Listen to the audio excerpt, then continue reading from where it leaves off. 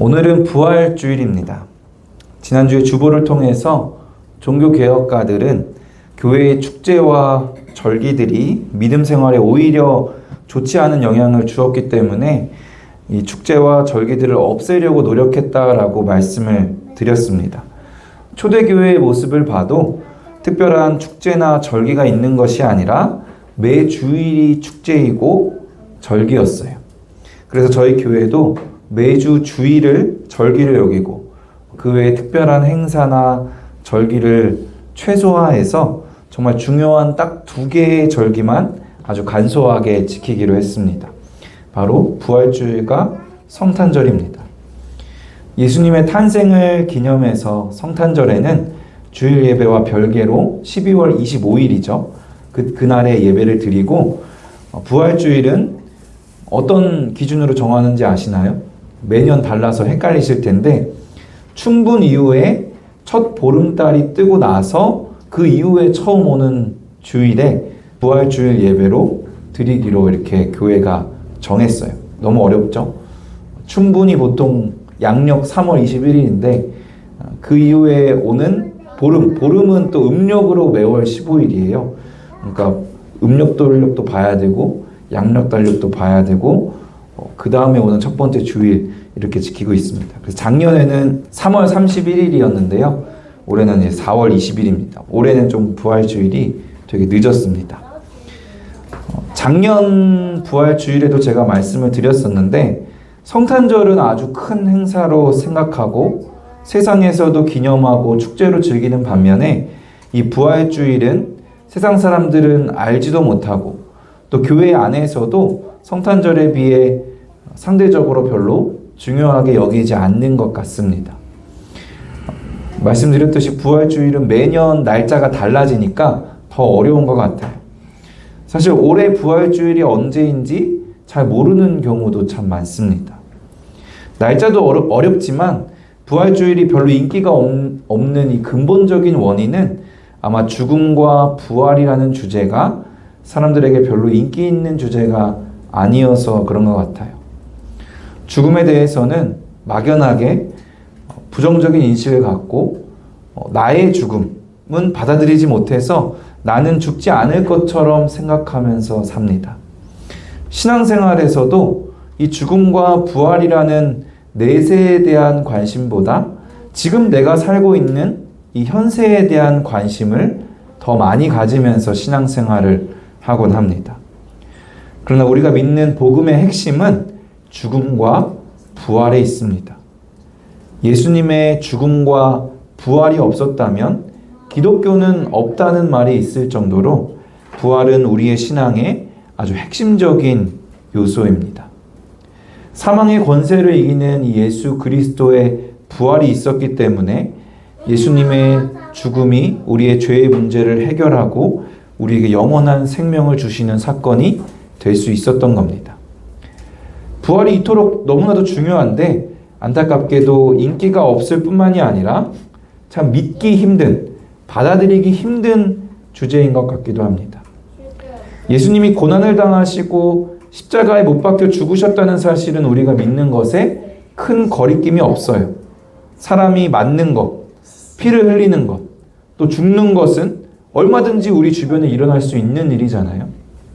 그런데 죽은 사람이 부활하는 것 여러분 보신 적 있나요? 죽은 사람이 부활하는 것은 우리가 볼 수 없는 일입니다.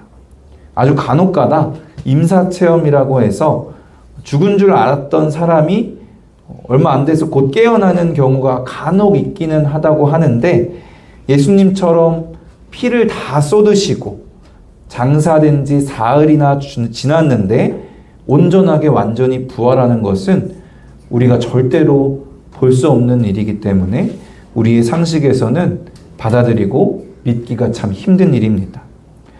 우리만 믿기 힘든 것이 아니라 고린도 교회의 성도들 사이에서도 이 부활에 대한 의심이 있었습니다.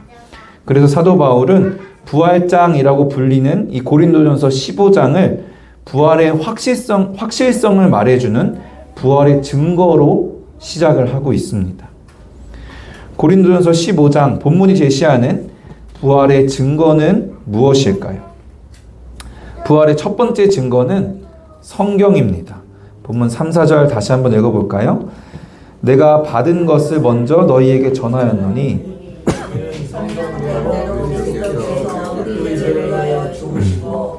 장사 지낸 바 되셨다가 성경대로 사흘 만에 다시 살아났어. 부활은 어쩔 수 없이 하나님께서 선택하신 예수님을 보내주셨는데 사람들이 그 예수님을 죽였기 때문에 어쩔 수 없이 하나님께서 선택하신 그런 우발적인 사건이 절대로 아닙니다. 하나님께서 미리 정하시고 예언하신 대로 성경대로 그리스도께서 우리 죄를 위하여 죽으시고 또 성경대로 사흘 만에 다시 살아나신 사건입니다. 여기서 성경은 구약 성경을 말씀합니다. 대표적으로 이사야 53장에 보면은 예수님의 죽음에 대해 아주 상세하게 예언하고 있어요. 예수님께서 매를 맞으실 것, 우리를 대신해서 고난을 당하실 것, 또 예수님이 부자의 무덤에 묻히실 것 등을 아주 상세하게 예언하셨어요. 또 시편 22편에서도 그의 손과 발이 찔림을 당하실 것, 그리고 그가 입고 계시던 옷이 나뉘게 될 것을 예언하셨습니다. 그 밖에도 성경 아주 여러 곳에서 예수님의 고난과 죽음에 대해서 증언하고 있습니다. 부활에 대한 예언의 말씀도 있어요. 대표적인 말씀은 시편 16편 10절 말씀입니다. 사도행전 2장을 보면요, 이 제자들에게, 사도들에게 성령이 임하시는 오순절 성령 강림 사건이 일어나고 베드로가 이제 설교를 하게 되는데 그 설교를 보면요, 시편 16편 10절을 인용하면서 구약 성경에서 어떻게 예수님의 부활을 예언하고 있는지를 설교합니다. 사도행전 2장 30절에서 32절 같이 한번 볼까요? 그는 선지자라 하나님이 이미 맹세하사 그 자손 중에서 한 사람을 그 위에 앉게 하리라 하심을 알고 미리 본고로 그리스도의 부활을 말하되 그가 음부에 버림이 되지 않고 그의 육신이 썩음을 당하지 아니하시리라 하더니 이 예수를 하나님이 살리신지라 우리가 다 이 일의 증인이로다. 여기서 선지자라 함은 다윗을 말합니다. 다윗에게 이미 그 하나님의 일하심을 본고로 그리스도의 부활을 말했다는 거예요. 구약의 성경뿐만이 아니라 예수님께서도 십자가에 달리시기 전에 직접 제자들에게 세 차례 자신의 죽음과 부활에 대해 말씀하셨습니다. 마가복음 8장 31절입니다. 인자가 많은 고난을 받고 장로들과 대제사장들과 서기관들에게 버림받아 죽임을 당하고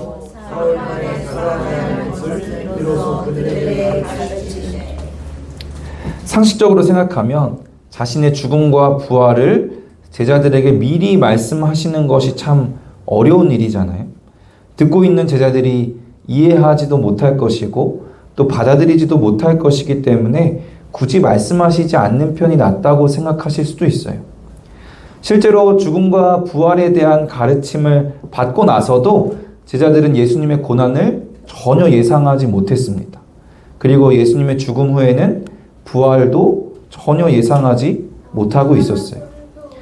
하지만 예수님은 이 죽음과 부활이 분명히 일어날 일이기 때문에 제자들이 지금은 이해하지 못하고 받아들이지 못한다 할지라도 예수님의 죽음과 부활 이후에 이것이 성경의 말씀의 성취임을 제자들에게 알려주시기 위해서 죽음과 부활에 대한 가르침이 부활의 증거가 되게 하기 위해서 제자들에게 세 차례나 말씀을 하셨던 겁니다. 이처럼 부활의 가장 큰 증거는 성경에서 예언하기 때문에 또 예수님께서 말씀하셨기 때문입니다. 부활의 두 번째 증거는 수많은 목격자들입니다. 예수님이 부활하신 후에 부활하신 예수님을 만난 사람들이 아주 많았습니다. 본문 5절에서 8절 다시 한번 읽어볼까요? 게바에게 보이시고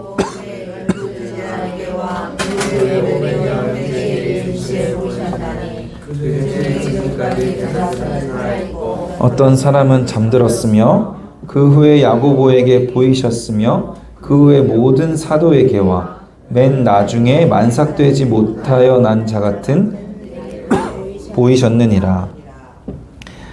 사도들도 부활하신 예수님을 만났고 심지어 500여 명이 모여있는 자리에 일시에 그들에게 나타나시기도 했습니다. 그리고 사도 바울이 고린도전서를 쓸 당시까지도 이 부활하신 예수님을 목격한 사람들 중 대다수가 살아 있었습니다. 예수님이 죽으셨을 때는 예수님의 부활을 예상하고 기대하는 사람은 아무도 없었습니다. 예수님께서 자신의 부활을 3차례나 말씀을 하셨음에도 불구하고 이 예언의 말씀을 실제로 믿는 사람들은 아무도 없었어요. 그래서 빈 무덤을 봤을 때 제자들조차도 예수님의 부활을 기대한 것이 아니라 예수님의 시체가 어디 갔는지 시체에 집중을 하고 시체를 찾고자 하죠. 심지어 부활하신 예수님을 만난 사람들이 하는 이야기를 듣고도, 그들의 증언을 듣고도 예수님의 부활을 믿지 못했습니다. 그렇게 믿지 못했던 사람들이 부활하신 예수님을 직접 만나고 부활의 증인이 된 겁니다. 그렇기 때문에 예수님을 십자가에 못 박았던 그 땅에서 예수님을 믿는 기독교가, 교회가 시작될 수 있었던 겁니다. 예수님이 부활하시지 않았다면, 예수님의 부활을 직접 목격한 사람이 그렇게 많지 않았다면, 예수님이 십자가에 못 박혀 죽으신 그 땅에서 예수님의 부활을 전혀 기대하지도 예상하지도 않았던 그 사람들에 의해서 교회의 역사가 절대로 시작될 수가 없었을 겁니다. 만약 그들이 가짜로 지어내서 만든 부활이었다면, 가짜 부활 위에 세워진 초대교회였다면, 초대교회에 그렇게 많은 사람이 모이고 많은 능력이 행해지고 엄청난 박해 가운데서도 성도들이 자신의 목숨을 바칠 수 있었겠습니까? 사도행전 5장 36절에서 39절 말씀입니다. 제가 읽어드리겠습니다. 이전에 드다가 일어나 스스로 선전하매 사람이 약 400명이나 따르더니 그가 죽임을 당함에 따르던 모든 사람들이 흩어져 없어졌고, 그 후에 호적할 때 갈릴리의 유다가 일어나 백성을 깨어 따르게 하다가 그도 망한즉 따르던 모든 사람들이 흩어졌느니라. 이제 내가 너희에게 말하노니 이 사람들을 상관하지 말고 버려두라.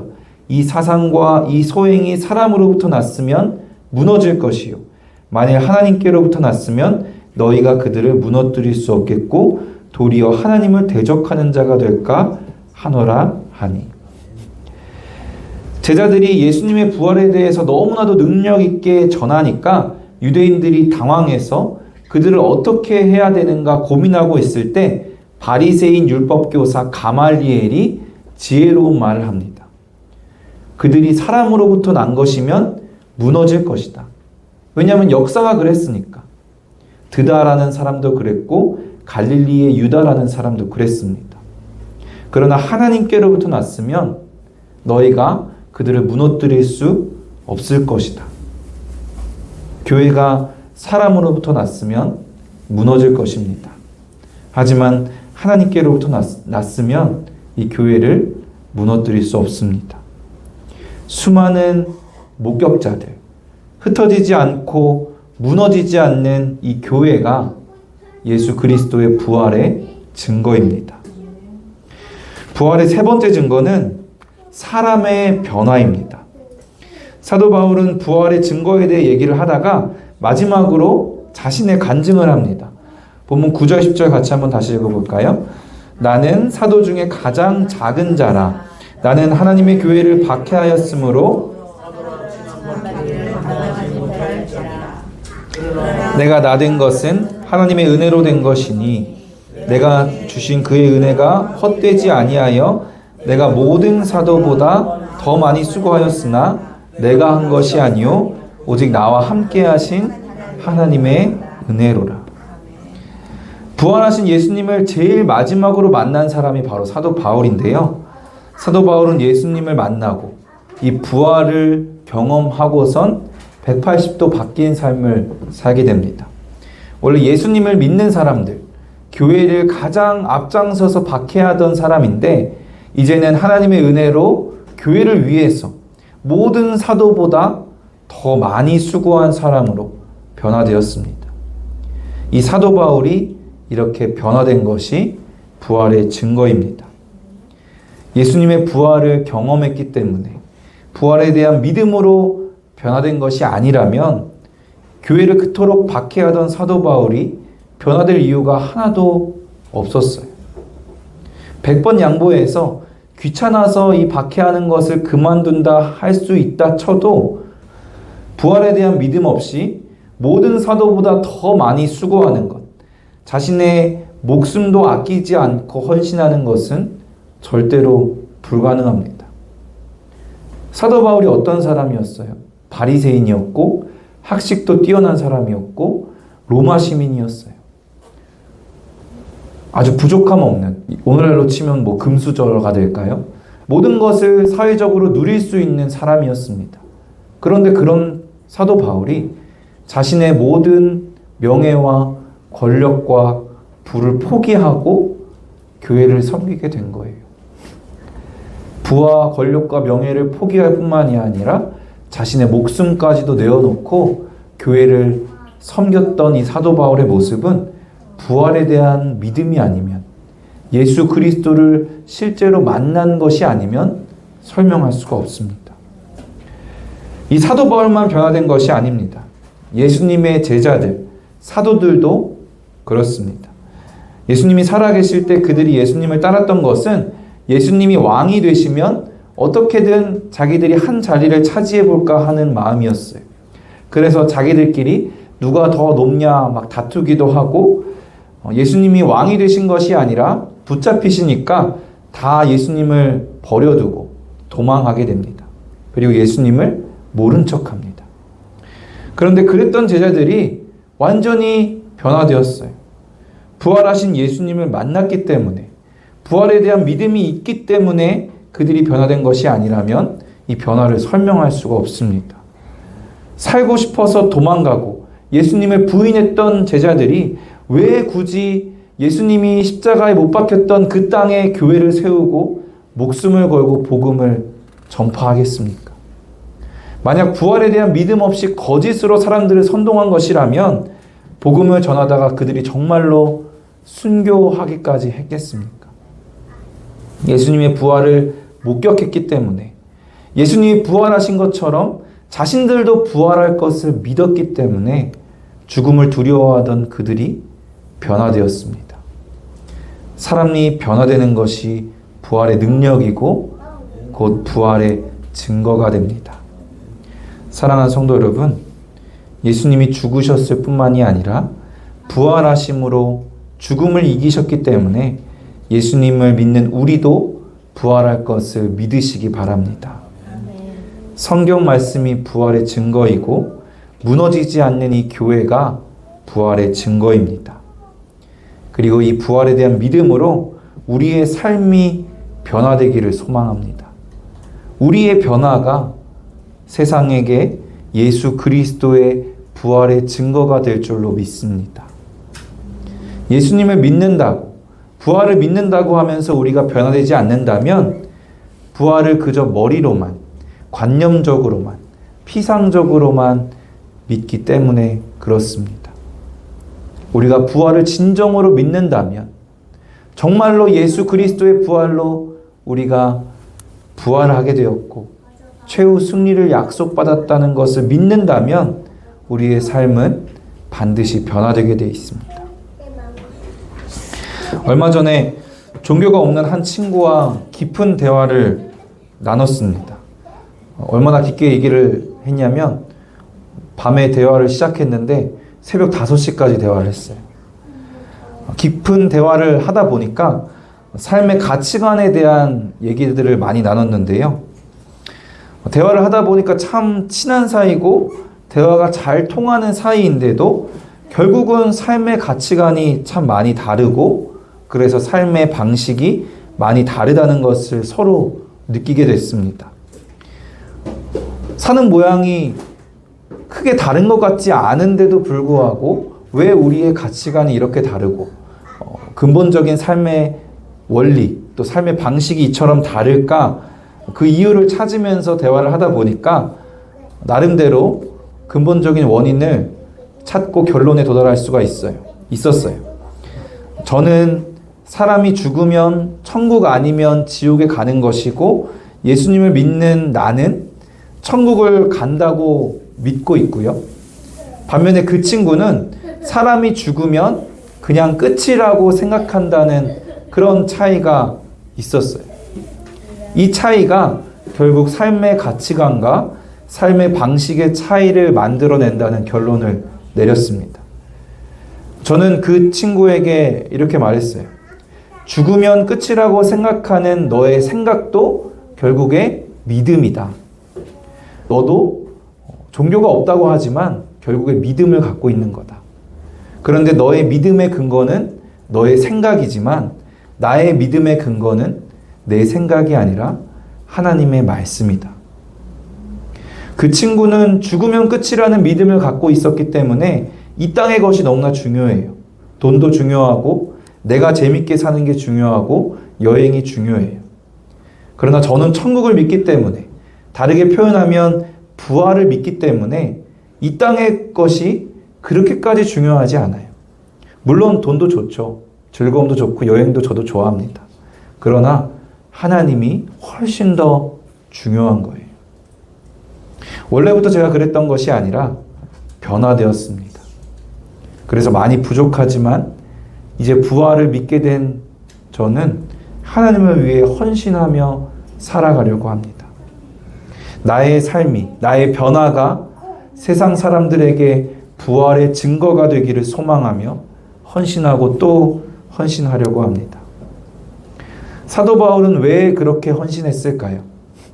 본문 10절에서 자신의 수고가 자기에게 주신 하나님의 은혜가 헛되지 않았기 때문이라고 말씀합니다.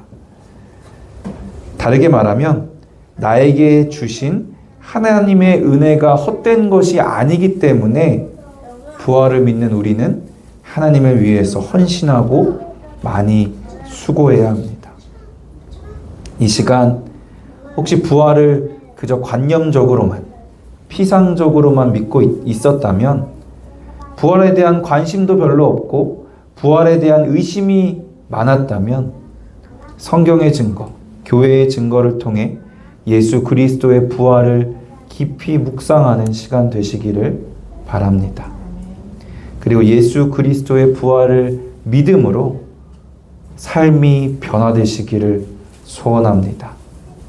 우리의 삶의 변화가 세상에게 분명한 부활의 증거가 되기를 소망합니다. 그렇게 삶이 변화되어 우리의 삶 자체가 부활의 증거로 예수 그리스도의 능력으로 증거되기를 주님의 이름으로 간절히 축원합니다.